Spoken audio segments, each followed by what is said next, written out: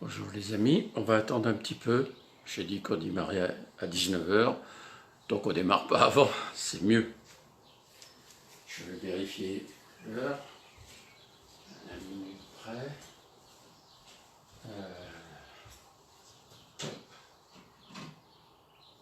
Ah, il est 56.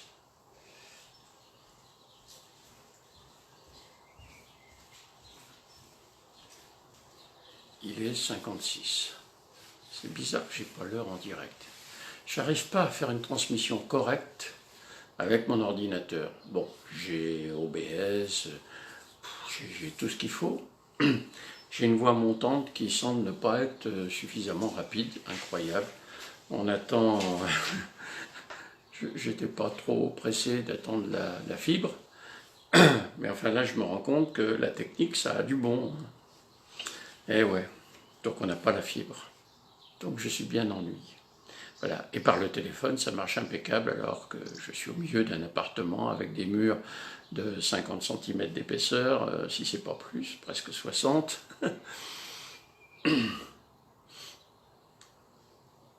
Voilà, donc on va attendre un peu. Je vois à peine l'heure d'ici. On va attendre un petit peu.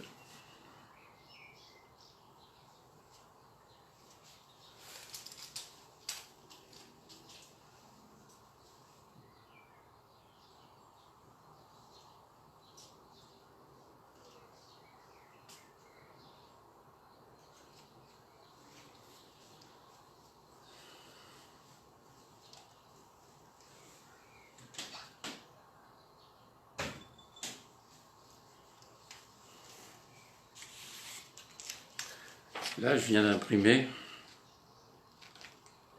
le rappel de toutes les faillites qui se passent en ce moment, enfin depuis le début de l'année. C'est absolument invraisemblable. Fou. HSBC, 32 000 salariés. La Deutsche Bank, 22 000 salariés. Après les 18 000 d'il y a, je sais pas, 6 mois, un an, non, c'était juillet l'année dernière. Bon, ça fait froid dans le dos, hein, quand on pense à tout ça. Ça fait froid dans le dos. Voilà, je vais vous présenter mon bouquin.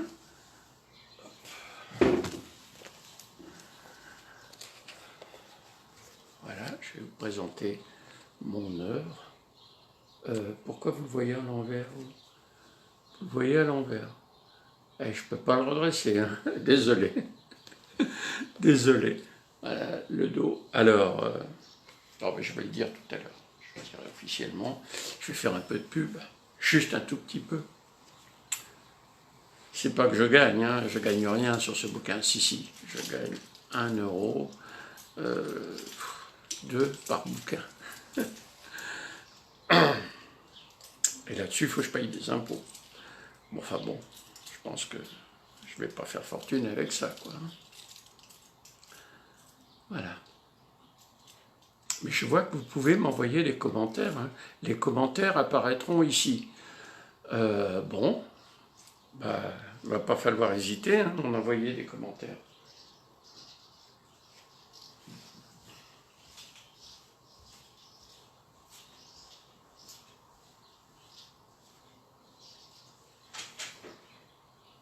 Ah, 19 heures, c'est l'heure.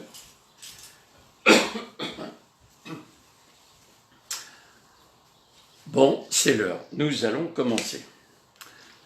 Bonsoir tout le monde. D'abord, je voudrais remercier ceux qui m'ont commandé des bouquins gratuits. C'est simplement parce que ils ont réussi à m'envoyer un mail, et moi qui croyais que, en vous parlant dans le poste, comme ça, là, ça ne pouvait pas déclencher autre chose que l'appui sur un bouton, eh bien non, il y a des gens, beaucoup de gens, qui m'ont envoyé des mails. J'ai envoyé donc des copies en PDF de mon livre.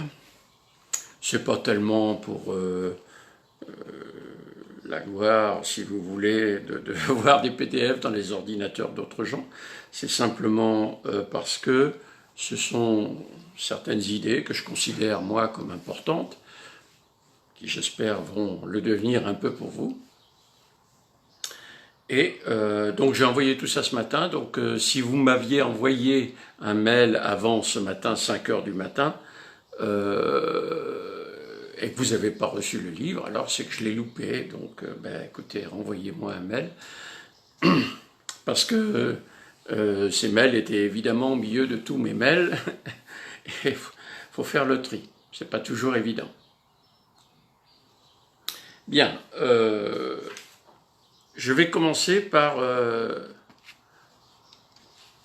faire une analyse un peu plus générale que je ne l'ai jamais fait, de façon à ce que vous compreniez bien le contexte de mon action et pourquoi j'insiste autant. Alors, la première chose, c'est l'analyse de l'état de notre civilisation, en plus de l'état de la Terre. Voilà les deux analyses qui m'ont conduit, il y a plus de 7 ans maintenant, enfin il y a plus de 7 ans, non j'exagère, il y a 7 ans, je prenais conscience de l'état de l'évolution du climat, de la Terre, etc. Je prenais conscience déjà des problèmes économiques, des dysfonctionnements qui se multipliaient, bon. Et disons que pendant 3 ans, ça a été un peu cette problématique qu'il a fallu digérer. Et après, bah, on se dit, qu'est-ce qu'on peut faire? Rien, on se couche et on attend que ça se passe. Quand on est conscient, c'est très dur à maîtriser tout ça. Hein. Je vais baisser un peu ça parce que là, vous voyez. Voilà. Voilà. Tout ça, c'est très dur à assumer, je dirais. Puis il y a un moment où on se dit c'est pas possible que mes petites filles, mes petits-fils ne vivent pas une vie normale d'adulte, quoi. Hein, que la civilisation les empêche de vivre et même les détruise quasiment, quoi. Hein. Alors bon, donc petit à petit, on remonte et on commence à réfléchir à ce qu'il serait possible de faire. Inutile de vous dire qu'au départ, il y a très très peu d'idées valables. On se heurte vite à des tas de problèmes qui empêchent d'évoluer. Alors, j'en suis arrivé à la conclusion, après bien du travail, il y a un peu plus de 2 ans de ça, qu'en fait un chemin était possible pour éviter, pour conserver un morceau d'humanité. Voilà. Je ne dis pas qu'on peut sauver tous les hommes. On pourrait techniquement sauver tous les hommes, mais les hommes sont ce qu'ils sont, et malheureusement, on ne convaincra pas. Enfin, si on convaincra un petit morceau d'humanité. Et ça sera déjà très bien. Donc, la Terre va mal, la civilisation va mal. Je ne vais pas essayer de vous démontrer ça. On est absolument submergé d'images, notre cerveau est complètement capté par la télévision, la radio, les journaux à la limite, mais plus beaucoup. Vous ne lisez plus beaucoup. Voilà. C'est pour ça que je suis un peu surpris que mon bouquin ait un tout petit succès, mais un petit succès quand même. Et donc, bon, je ne vais pas vous raconter, je viens de sortir là la liste des licenciements actuellement en cours. Alors, il n'y a pas que ceux de la France, il y a ceux en Angleterre, en Italie, un petit peu en Allemagne. HSBC, 32 000 licenciements. Bon, il doit y en avoir 1 millier peut-être en France, guère plus. La Deutsche Bank, 24 000 licenciements, je cite ça de tête. En Angleterre, il prévoit 3 200 000 entreprises qui vont faire faillite dans les 60 jours qui viennent. Ça date, ça, hein, de très, très peu de jours, 3 ou 4 jours au plus, sur les 5 800 qui existent en Angleterre. Bon, bah, s'il y a déjà une personne par entreprise, vous voyez un peu ce que ça donne. Bon, enfin, notre civilisation va mal, la Terre va mal, même si on ne le voit pas vraiment, enfin, il faut être attentif, quoi, hein. Et puis attentif à des détails. Quelles sont les solutions que nos dirigeants nous proposent? Alors, et on m'en balance même qui ne sont pas les dirigeants, qui me disent l'écologie. Moi, je dis voilà, j'ai arrêté d'être écologique. Bien sûr, je trie mes déchets, je fais ce qu'il faut. J'ai acheté une voiture électrique il y a 3 ou 4 ans de ça. Voilà, et je ne vais pas la changer parce que c'est à mon âge, on a juste besoin de se déplacer un petit peu. Euh, enfin, j'ai essayé d'être le plus sérieux possible, et c'est bien compréhensible, on sème pas la merde là où on vit, quoi, hein. Bon. Alors l'écologie, est-ce que ça peut avoir une influence? Franchement, quand vous parlez du réchauffement climatique, ce serait quoi l'influence de l'écologie? Alors, je vais tout de suite vous éclairer. Si l'écologie, c'est mettre des panneaux solaires, alors ça, c'est une belle foutaise, hein.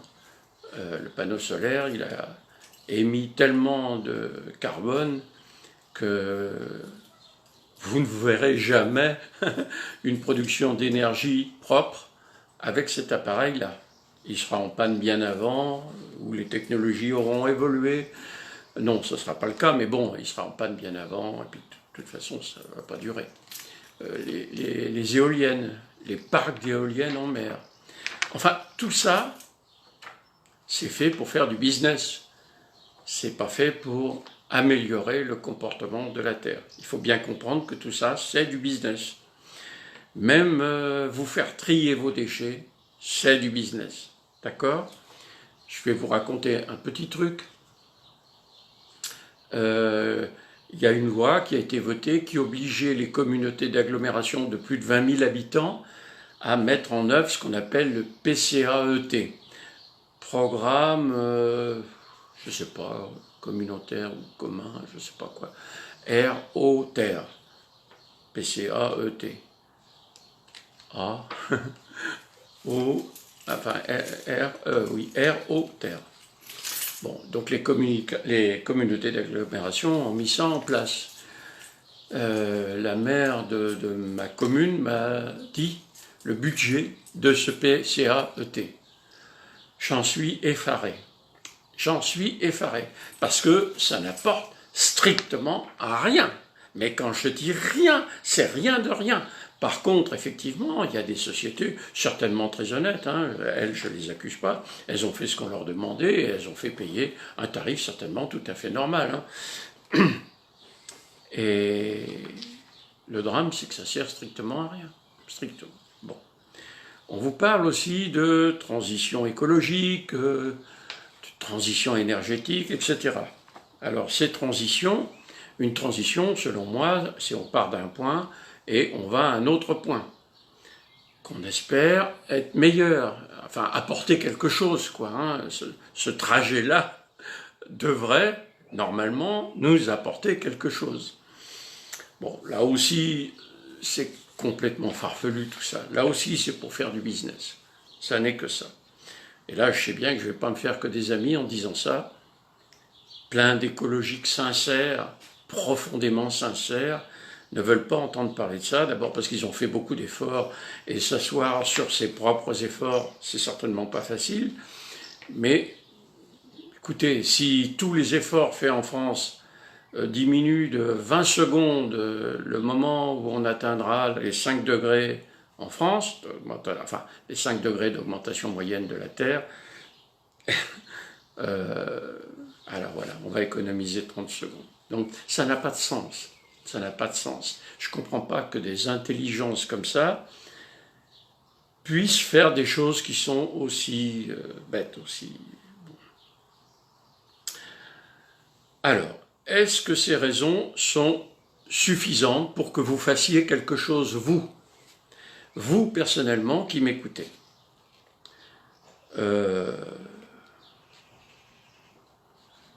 Vous payez une assurance incendie pour votre maison.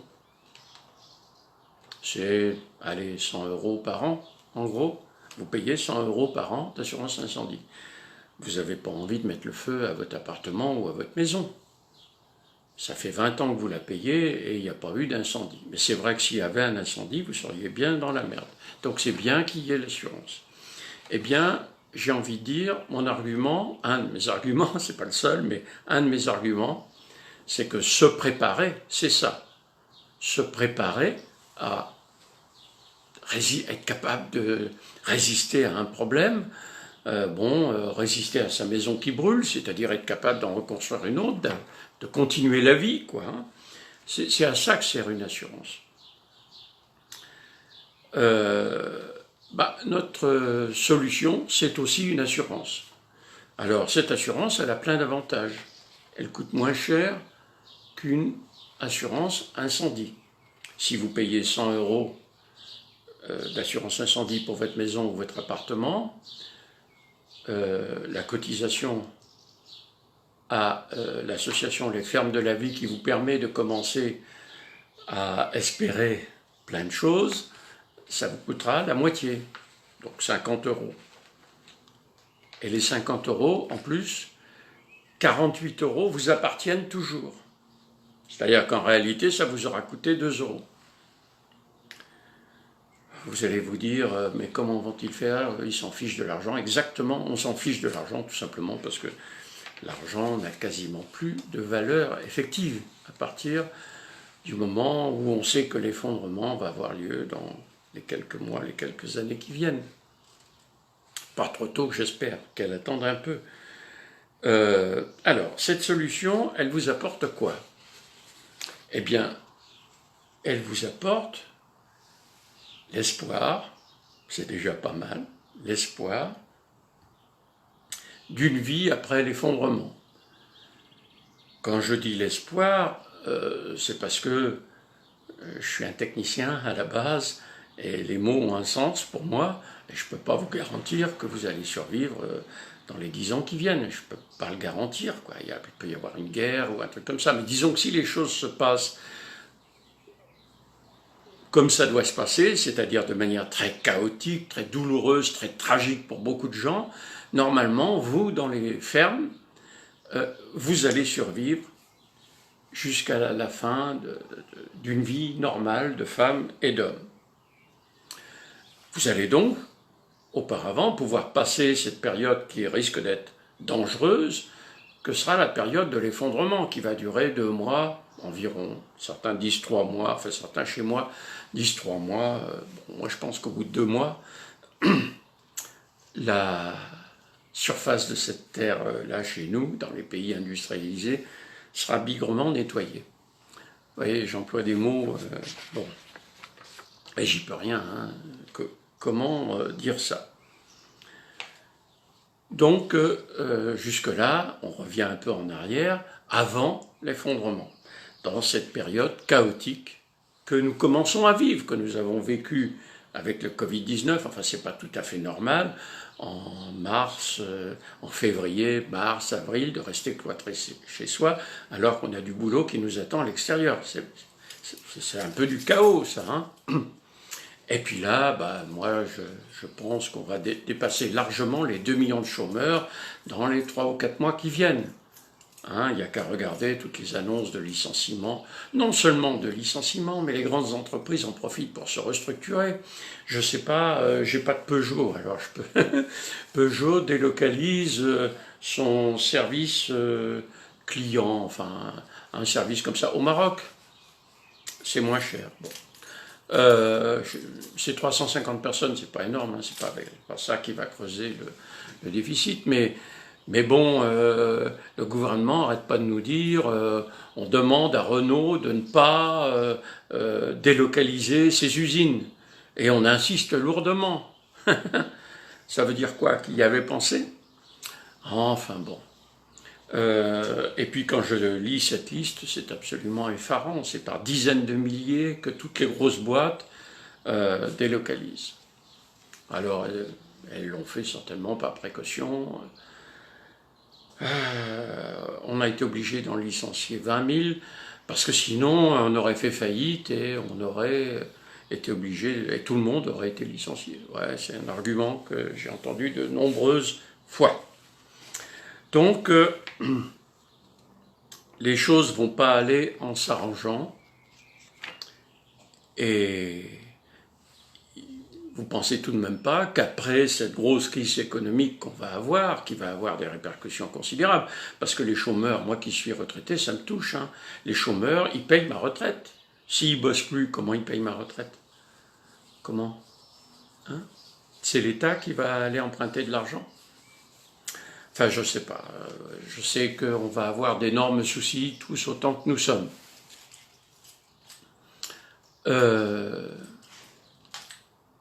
Donc, nous disons, nous, les fermes de la vie, il faut se préparer. Se préparer, c'est construire des structures qu'on appelle des fermes, qui ne ressemblent pas du tout aux fermes que vous imaginez. Je vous ai présenté dans un premier exposé lundi dernier comment cultiver les légumes, et dans une ferme sur un terrain de 1 hectare, on sait cultiver les légumes pour 1000 personnes, d'ailleurs en n'utilisant même pas 1 hectare, enfin on utilise ici 1 hectare, mais on n'utilise pas 1 hectare pour cultiver les légumes sur simplement 1000 mètres carrés. Je souligne que ça paraît quelque chose de formidable, de faramineux, d'extraordinaire. J'ai des cultivateurs qui me disent biologiquement c'est impossible, etc. Bon, biologiquement c'est possible, vous allez vous balader au bec et loin, même pas besoin d'aller se balader là-bas. Il y a plein de vidéos de ces personnes que je trouve extraordinaires, par ailleurs. Il y a plein de vidéos qui vous expliquent comment ils ont fait sur 1000 mètres carrés pour produire des légumes pour 1000 personnes et gagner leur vie avec, parce qu'il ne s'agissait pas de faire vivre 500 personnes, il s'agissait simplement d'une autre façon de cultiver pour un maraîcher. Voilà. Maintenant, ils gagnent beaucoup plus leur vie en faisant visiter leur jardin, qui est un jardin tout à fait banal, mais qui est capable de produire beaucoup, c'est ça. Bon, alors il n'y a pas que, hein, il n'y a pas que. À la fin de la guerre, à la sortie de la guerre de 39-45, donc en 45, 46, jusque dans les années 52, ce sont les jardiniers autour, enfin sur la ceinture de Paris, qui ont cultivé pour nourrir, donc à l'époque c'était 8 millions d'habitants. Enfin c'est passé de 6 à 8, puis même ça a atteint pas loin de 10. Ils ont réussi ça, et parce qu'il n'y avait pas de transport encore, bon ça s'est mis tout doucement en route cette histoire. Et ce sont donc eux qui ont nourri les 8 millions d'habitants. Bon c'était un travail énorme évidemment, hein. Et ils utilisaient des techniques, bon il y a des bouquins, je pourrais vous communiquer les bouquins, qui expliquent comment ils ont fait. Et c'est un peu comme ça que l'on fait, hein. Il n'y en a rien inventé. Dans le bouquin, je cite aussi les paysans indiens qui étaient exploités comme c'est pas possible. Il faut savoir que Monsanto, hein, à l'époque c'était Monsanto, c'était pas encore l'entreprise allemande, là.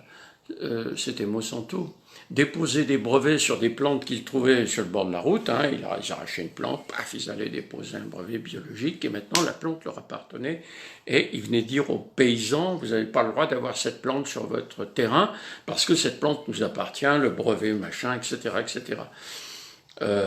Ils étaient obligés d'acheter des graines qui soi-disant devaient multiplier leurs récoltes, etc. Donc ils faisaient des prêts. Les prêts là-bas, c'est pas 3 ou 4% de taux d'intérêt, c'est 20%, 40%, etc. Et donc ils s'étaient ruinés. Il y a une association qui a pris ça en main et qui a permis dans 4 ou 5 États indiens, donc, de faire renaître cette agriculture, celle qu'on vous propose sur les fermes de la vie. Bon, vous savez tout ça, je ne vais pas recommencer à expliquer tout cela. C'est ce que je vous ai expliqué d'ailleurs au début de cette semaine. Mercredi dernier, nous avons parlé de la communauté. Alors, la communauté, je le répète, c'est 500 personnes. Si vous êtes en périphérie d'une ville, d'une grande ville comme Paris, moi je suis dans la grande banlieue parisienne, eh bien, ces 500 personnes se divisent en 300 personnes qui sont plus ou moins proches du terrain, et puis les citadins, 200 citadins, ça fait 500 personnes. Je ne vais pas revenir sur l'histoire des 500 personnes, ça c'est... quand je dis il faut 500 personnes, c'est 500, bon, ça peut être 510, 490, on m'en voudra pas, mais il ne faut pas trop s'éloigner du chiffre de 500, c'est ce qui permet d'avoir les fonctions essentielles. Si vous voulez par exemple avoir 2 infirmières, virgule 60, je ne sais pas comment faire le virgule 60, 2 infirmières dans chaque ferme qui pourra être créée, voilà, c'est un chiffre de 500. Si vous mettez par exemple 100 personnes dans une structure, forcément, il n'y aura pas toujours une infirmière dans la structure. Donc vous vous cassez une jambe, bah débrouillez-vous. Maréchal Ferrand pourra peut-être vous réparer la jambe. Voilà. Étant donné que des infirmières, il en faut aussi dans ce qu'on pourrait appeler la ferme hôpital. Donc voilà, j'insiste beaucoup sur ces choses-là parce que 10 fois, 20 fois, des gens qui ont un terrain en plus, qui ont un terrain, qui veulent faire quelque chose pour avoir l'autonomie, me disent mais nous on est 20 et on ne veut pas être plus parce qu'on n'a pas envie d'avoir des gens qu'on ne connaît pas venir avec nous, etc.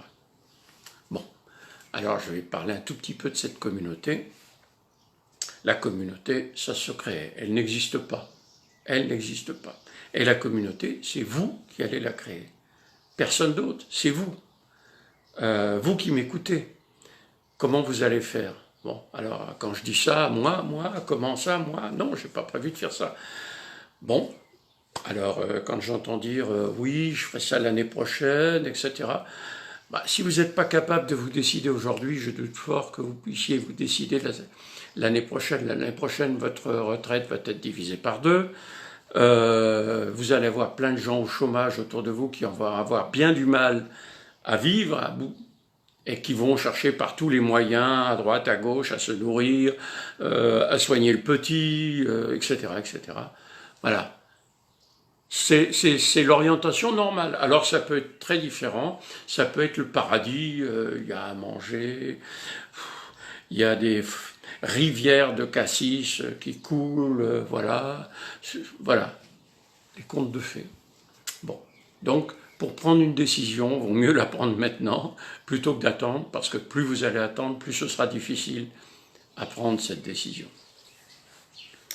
Donc, il faut que vous preniez cette décision. Alors, certains vont me dire, oui, mais moi, je ne suis pas compétent, je ne sais pas faire. Écoutez, dans mon bouquin, j'ai pris l'exemple d'Emmanuelle, qui est caissière au supermarché, là-haut chez nous, et qui a décidé de créer sa ferme. Je raconte son histoire. Il y a juste besoin d'aimer les gens. D'abord, aimer les gens, c'est un signe d'intelligence. Alors, bien sûr, il y a des gens insupportables, ça, on est bien d'accord, mais il faut quand même les aimer, les gens insupportables. Quelque part, si vous grattez un peu, vous verrez qu'il n'y a pas que des choses moches, il y a aussi des choses bien. Et moi, je préfère m'attacher à ces choses bien que... Voilà, donc quand vous êtes décidé, la vie est toute simple. Vous m'envoyez un mail, didier@lesfermesdelavie.fr, et on va commencer à parler. Si après 1 heure de discussion, en se voyant face à face, par internet bien sûr, vous décidez que non, c'est pas pour vous, c'est pas pour vous, c'est pas le problème, il y en aura d'autres. Et de toute façon, c'est pas le problème, puisque si par exemple vous ne voulez pas être initiateur après qu'on s'est parlé, vous pourrez toujours entrer dans la ferme, quoi. Vous pourrez même m'indiquer une personne qui, selon vous, serait plus apte que vous à initier une ferme et à devenir ce qu'on appelle activateur principal. L'initiateur d'une ferme, celui-là, il a chez nous on appelle ça activateur principal.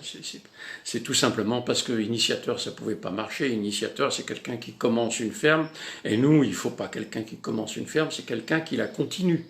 C'est surtout ça qui est important. Commencer, c'est rien, quoi. Commencer, c'est dire à 3 copains, ou 2 ou 3 copains, ou un seul d'ailleurs, est-ce que tu viens m'aider? On va faire une ferme. Lénard, ça a l'air pas trop con ce qu'il dit. Et on va se lancer dans la création de la ferme. C'est ça, hein. Après, ça va tout seul. Après, c'est votre copine qui en trouve 2 ou 3. Après, ben, les 2 ou 3, ils en trouvent chacun 2 ou 3. Et puis, petit à petit, la structure se construit comme ça. Et en plus, c'est très simple parce que ben, là, il fait beau, vous voyez. Enfin, là, il va pleuvoir. Hein. Mais normalement, il fait beau. C'est bien qu'il pleuve parce que mes abeilles commencent à manquer de pollen. Donc, je ne sais plus où j'en étais. Mes abeilles, ça me perturbe, vous voyez. Donc voilà, on construit comme ça cette communauté et c'est tout simple. Oui, on fait des repas, mais il n'y a pas quelqu'un qui organise un repas chez lui avec la faïence, le cristal, etc. Ça ne se passe pas comme ça.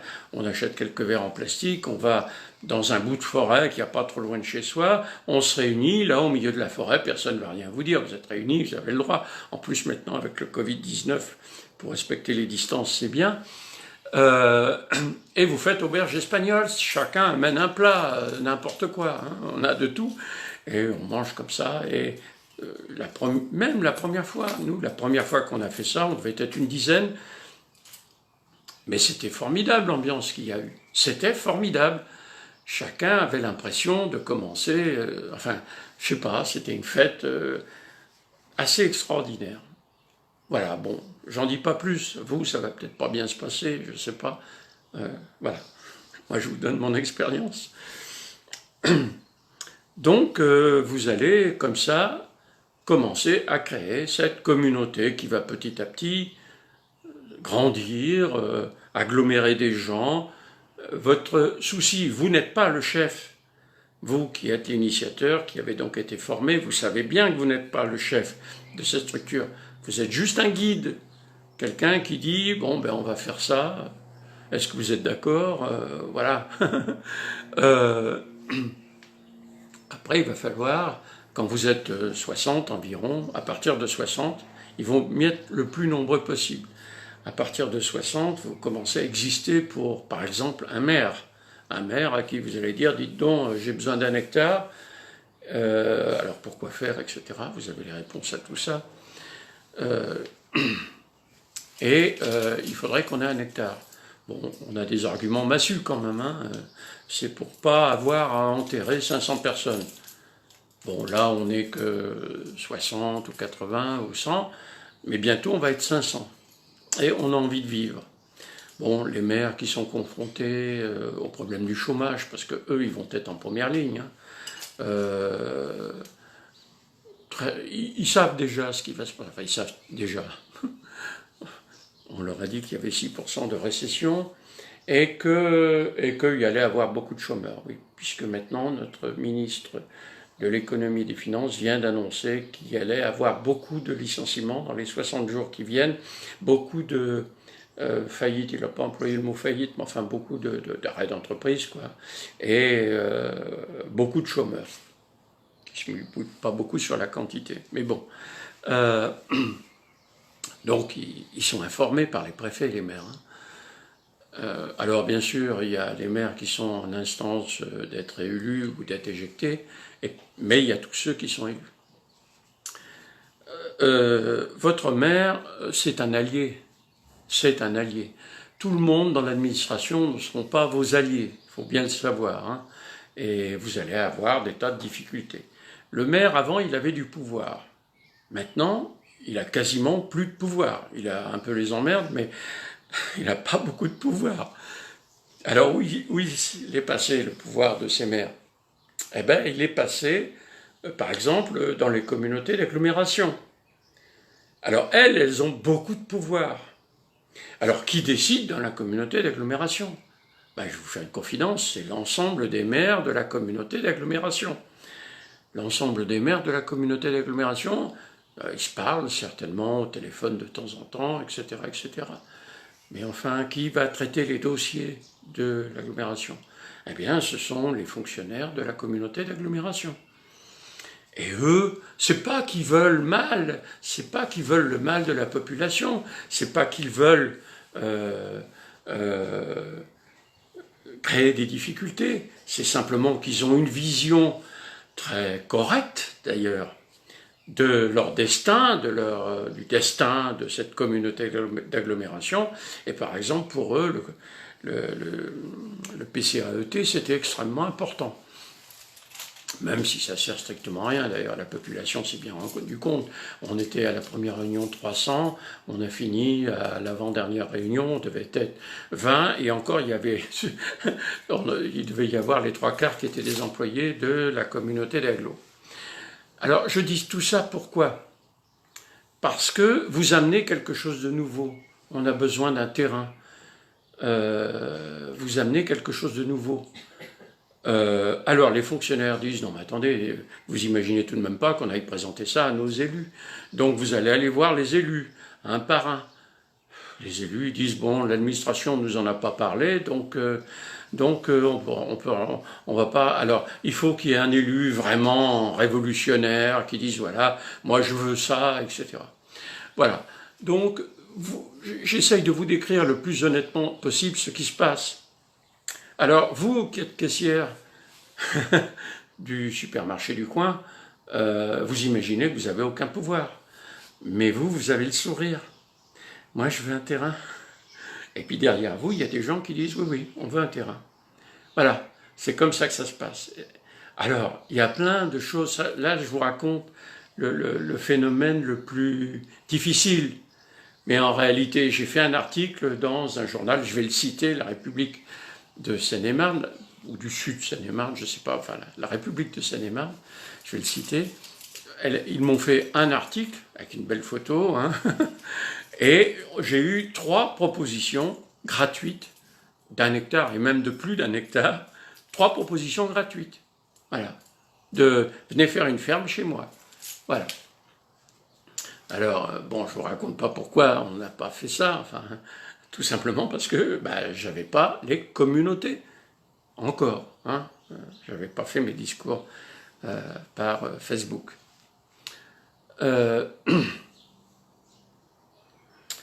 Donc, voilà en gros le rôle, j'insiste beaucoup, de l'initiateur. Si vous prenez votre décision, bien sûr, on en parlera dans détail, très calmement, on aura du temps pour ça, vous me consacrerez 5-6 heures en un mois, donc ça fait 1 heure par semaine, vous devez pouvoir trouver ça, et puis vous allez lancer votre réalisation, votre activité, en suivant ce chemin qui est très balisé. Jusque bien après l'effondrement, il est très balisé. Pourquoi?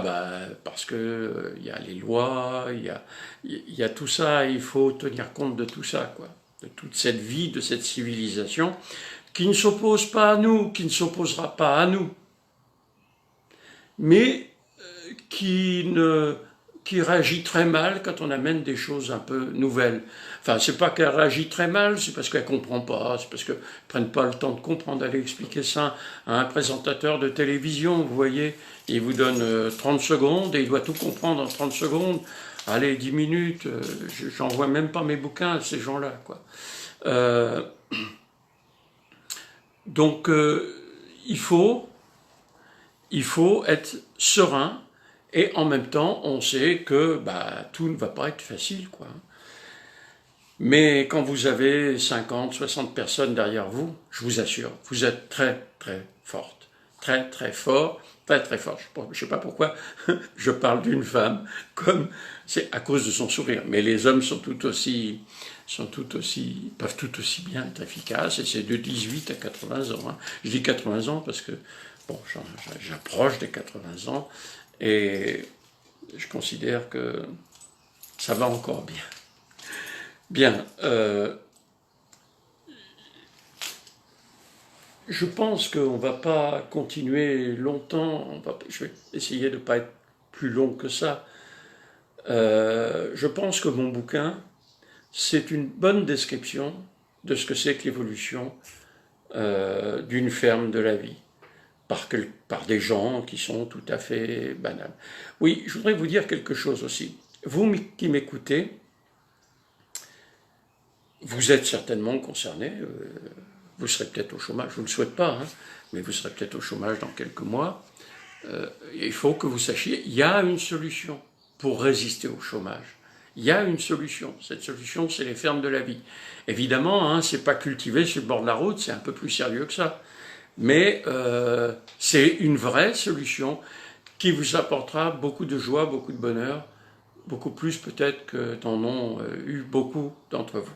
Alors vous qui m'écoutez, vous n'êtes peut-être pas les destinataires les plus intéressés, je dirais, par les fermes de la vie. Il y a beaucoup de gens qui n'écoutent pas de vidéos comme ça sur Internet. Ces gens-là, il faut les toucher aussi. Donc ça fait partie des gens avec qui vous pouvez parler, vous pouvez poser la question, est-ce que ça t'intéresserait toi, si vous voulez juger de la capacité des gens à recevoir ce message. Voilà. Je souligne que c'est un argument massu. Au départ, on a peut-être peur de les ennuyer avec une nouvelle idée, etc. Mais enfin, il faut quand même bien se dire que vous leur sauvez la vie à ces gens-là. Hein, parce qu'il n'y a pas d'autre solution. Il n'y a pas d'autre solution. Donc, je dirais qu'il ne faut pas hésiter à en parler autour de vous. Il ne faut pas hésiter à commander mon bouquin gratuitement jusqu'à la fin mai. Donc voilà, didier@lesfermesdelavie.fr. Les fermes de la vie, comme ça s'écrit en un seul mot, hein, comme vous savez faire, voilà. Didier, bon, ça vous savez l'écrire. Et lire ce bouquin, qui je crois relativement... Enfin, moi je ne suis pas un auteur, hein, j'ai écrit ce bouquin parce que j'étais contraint pour transmettre ce que je crois être bien pour les gens que j'aime et pour tous les autres. Voilà. Donc j'ai écrit ce bouquin. Il y en a un deuxième qui est en route. Bon, je pense que fin juin il sera terminé et en ligne. Je souligne que mon bouquin est en vente sur Amazon depuis ce matin. Alors je l'ai cherché avec le titre « Le livre des fermiers » et je ne l'ai pas trouvé. Enfin, je le trouve, mais en format Kindle. Il y a peu de gens qui ont ça. Enfin. Et par contre, si vous mettez Didier Lénard, L-A-I-N-A-R-D, là, vous trouvez mon bouquin, Le livre des fermiers. Alors, je ne sais pas, depuis ce matin, donc ils sont en train de mettre leur base de données en marche. Ils ont fait quelques erreurs, ils ont mis le dos du bouquin, c'est-à-dire mon pédigré, voilà, ils ont mis ça pour expliquer le livre. Alors ça explique très peu le livre, ils n'ont pas mis le résumé que j'avais demandé de mettre. Mais enfin, ces choses-là vont s'arranger. Il va être disponible à la FNAC, il va être disponible dans toutes les librairies. Déjà, vous pouvez le commander, les librairies, les vraies librairies, les commerces, quoi, hein. Vous pouvez le demander, eux, ils vont vous le trouver. Voilà, puis ça va, le commerce va s'étendre petit à petit. Donc si vous voulez le lire maintenant sans avoir à le payer, c'est 14 €, hein, eh bien vous me le demandez, vous le recevrez en PDF, ça fait 174 pages à lire, quoi. Hein. Voilà. On entrera un peu dans le détail des choses lors de la prochaine réunion qui aura lieu lundi à 19 h. À très bientôt. Merci beaucoup.